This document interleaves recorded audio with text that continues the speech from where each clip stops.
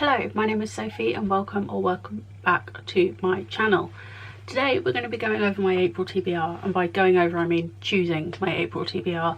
The way I make my TBRs is slightly different to how I've seen other people make their TBRs, in that I have a set number of categories. Set number makes it sound way more formal than it is, but I have a bunch of categories, a couple of book clubs, a couple of criteria, for want of a better word, that I want to hit. So come with me to choose the books in each of those categories. So the categories are my wedding book club that I have with my husband, because TLDR, when we got married we asked our guests to gift us a copy of their favourite book, and in an endeavour to read them all, my husband and I set up a book club that I partake in and he doesn't, where we used to take it in turns each month to choose a book, and we now use a spinner to choose which book from the collection we will be reading, or I will be reading. Then I have a book club with my sibling where we decide together what book we'll be reading, and then I have a category for new releases, any new releases I've pre-ordered. I want to read 2 books from my 25 in 2025 list, and in an endeavour to read all of that list as well. Then I have a category for continuing a series, which is kind of interchangeable. Sometimes if I've pre-ordered 2 books in a month, I'll put one of them in that category. In this case, it's relevant to another new release, but we'll get to that. Going in that order, because in my head I read the books in that order, so it makes sense to go in that order.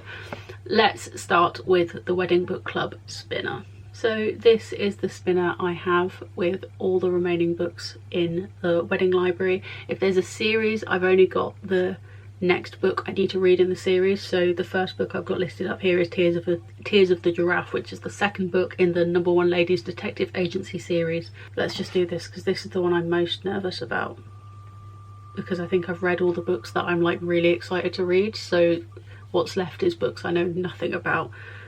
This, okay. So we nearly had The Midnight Line, which is a Jack Reacher book. We got 2 Jack Reacher books from the wedding, and neither of them are book 1. And the Jack Reacher series is like 20 something books long, maybe even 30.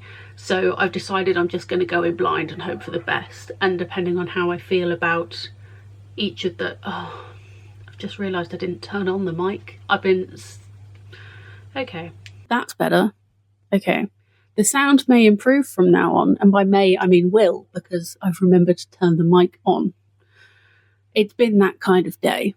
I didn't get the Jack Reacher book. Instead we had The Silence of the Lambs, which is a very different kind of book. I don't really know anything about The Silence of the Lambs. I just know that there's a movie, which I think is a horror movie, which is obviously very famous. That's what we're reading this month. There's that, I suppose. So that's the first book club book chosen. The second book club, the one I have with my sibling, we chose our book for April just yesterday actually, and the book we're reading is a reread for me but a new read for my sibling, and that is Eve of Man by Tom and Giovanna Fletcher. Giovanna and Tom, sorry, they've gone in alphabetical order. Now this book is book 1 in a trilogy, except it's an unfinished trilogy. We were looking it up when we were on FaceTime, and the third book was due to be released initially in 2021. It now has a release date for end of 2025, except there's still no title, there's no cover. Neither of the authors have talked about it, and it just looks like it's going to be a series that never gets finished, which is really frustrating because I loved this series. So it's frustrating to feel this frustration with them for not finishing the series, for leaving it unfinished. Like, if you're going to start a series, commit and finish it. I know you're busy. I know they've got, thousands of other projects that they're working on. They're very diverse humans, talented in very different ways. But if you could finish the trilogy you started, that would be fantastic. So yeah, this is a reread for me, but excited about it either way. That will be fun. I did really, really enjoy this book, so I'm looking forward to rereading a bit of YA dystopian. It's not really fantasy, I think it is pure dystopia. Then for the first of my 2 new releases that I've pre-ordered in April, we have Great Big Beautiful Life by Emily Henry. I kind of rediscovered Emily Henry last year. I read Funny Story, and then I realised I'd only read one other Emily Henry book. So since then I've read, I initially read Beach Read. I've now, since reading Funny Story, read You and Me on Vacation. So I just have Book Lovers and Happy Place left to read. but I'm going to be reading Great Big Beautiful Life. I've pre-ordered this on my Kindle and I'm very, very excited about it. The other book that I've pre-ordered is Fearless by Lauren Roberts, the final book in the, what's it called, Powerless trilogy, except I haven't read book 2. So my continuous series book for this month is reading Reckless. I have this very pretty, I was going to say Waterstones, not Waterstones, the Works edition. I do also have the Waterstones edition, but that's a conversation for a different day. So I'm hoping to read Reckless and go straight into reading Fearless, because I know a lot of people were disappointed with Reckless, so I think it'll be nice to go. I'm going in with low expectations anyway, because I don't think I saw one person who said they loved it as much as they love Powerless. But I can go in with low expectations, potentially still be disappointed, and then go into book 3 and have a finished series. So that'll be nice. Then how many books is that? 1, 2, 3, 4, 5. So the only category left is to pick 2 books from my 25 in 2025 list. And I do this by using my mini TBR jar. The way I chose my 25 in 2025 for this year is that I picked 25 books out of my TBR jar. I know some people have TBR jars with prompts in them, but I literally just have all of my unread TBR. Well, not even all of it. Most of my unread TBR in this jar. So then I took the 25 books that became my 25 and 2025. Those words have become meaningless to me. Either way, I put them into this smaller TBR jar. So next, the final stage of this month's TBR is to choose the 2 books from my 25 in 2025 list from the mini TBR jar. Let's do this.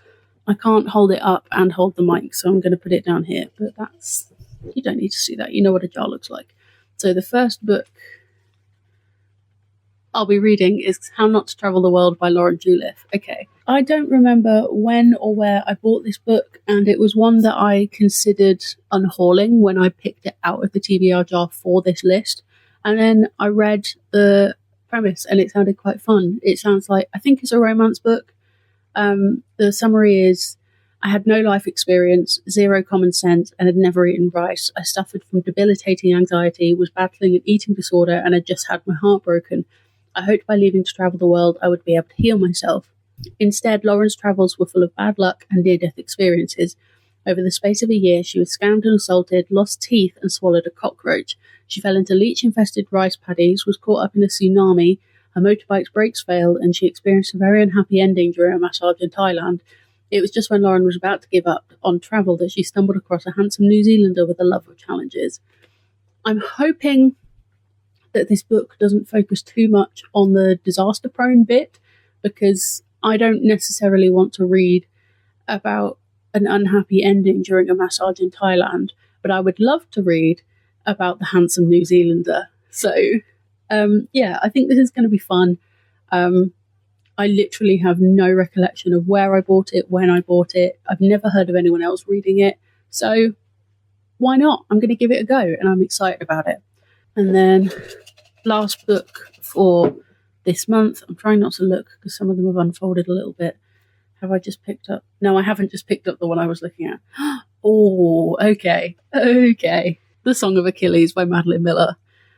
I'm nervous about this because Circe was one that has grown on me since I finished reading it. I think I enjoyed reading Circe because I like Greek mythology, but it's one that has sat with me and I enjoy it more in hindsight, especially having since listened to Epic the Musical where Circe is a character. I'm like, I know about you, I know your story, but this is the book that everyone talks about making them cry. This is the Madeline Miller book. I have this very pretty edition because I saw it in a Waterstones and I couldn't resist. Am I actually going to read this hardcover edition? Probably not. I don't love holding hardcovers. The font is a good size though.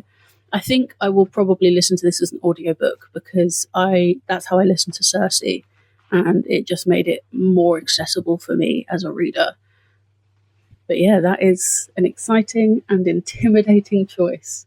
I'm looking forward to finally understanding the hype on this book, but also the hype makes it a little bit scary. So those are the 7 books that I'm going to try and read in April. Oh, I'm excited to read some Greek mythology. I love some Greek mythology. We've got a real mix this month. The Wedding Book Club book I'm going to be reading in April is Silence of the Lambs. This is the 2nd book in a series. What's the first book? Well, I'm going to assume that can be read as a standalone. Eve of Man by Giovanna and Tom Fletcher. Then on my Kindle, I've pre-ordered Great Big Beautiful Life by Emily Henry. Then for my 25 and 2025, we have How Not to Travel the World by Lauren Jewliff and The Song of Achilles by Madeline Miller. And then for my continuous series section category, we have Reckless by Lauren Roberts, which leads into my second pre-ordered new release, which is Fearless by Lauren Roberts. 7 books. 1, 2, 3, 4, 5, 6, 7. Should be achievable. Will it be achievable is another question entirely. That's my April TBR. If you've read any of these books, I would love to hear about them because it's a real mix. We've got horror, we've got dystopian, I have seen someone saying that Emily Henry's new release is more contemporary fiction rather than romance.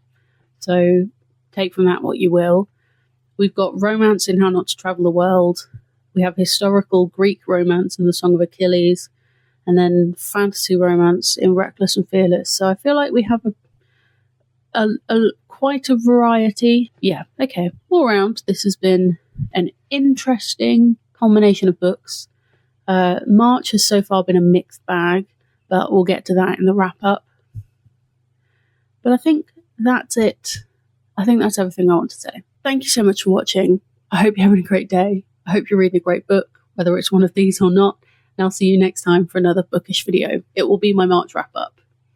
Let's wish me luck for finishing a couple more books on my March TBR before I film that video.